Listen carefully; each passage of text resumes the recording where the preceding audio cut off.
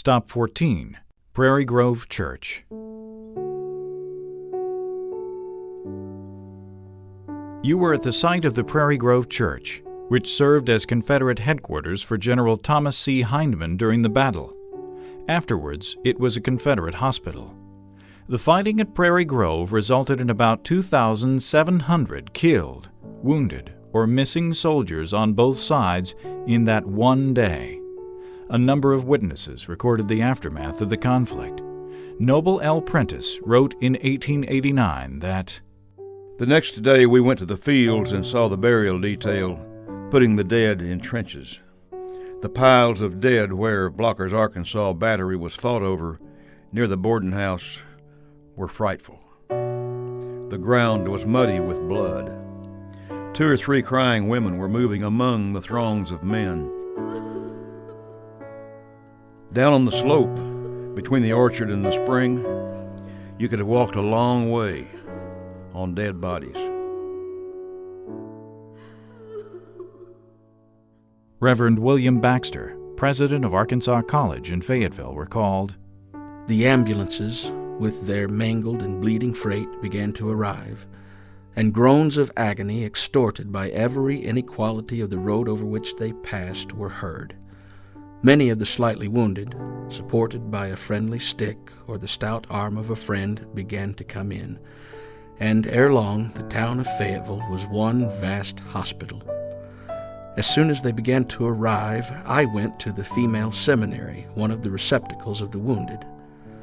The entire floor was so thickly covered with mangled and bleeding men that it was difficult to thread my way among them. Bloody bandages, hair clotted, and garments stained with blood, and all these with but little covering and no other couch than the straw with which the floor was strewed, made up a scene more pitiable and horrible than I had ever conceived possible before. Nor was this the only place which presented so sad a spectacle. It was repeated in about 20 other buildings, all of which were thronged with the sad wrecks of humanity from that field which, in song and story, will long be remembered as Prairie Grove."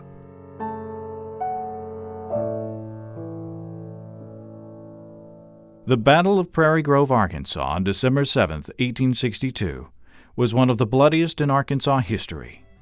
While neither army won a tactical victory, the withdrawal of the Confederate Army at midnight provided a strategic victory for the Union forces and again ensured the state of Missouri would remain under federal control.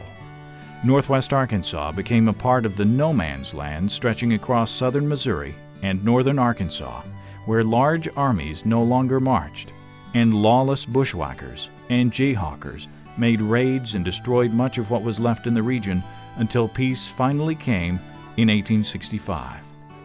Prairie Grove Battlefield Historic State Park protects about 850 acres of the battlefield, as well as several historic structures brought to the park in the 1950s and 1960s. We thank you for visiting and hope you'll come again. If you would like to return to the Park Visitor Center, turn left at the next stop sign and follow Highway 62 to the park entrance.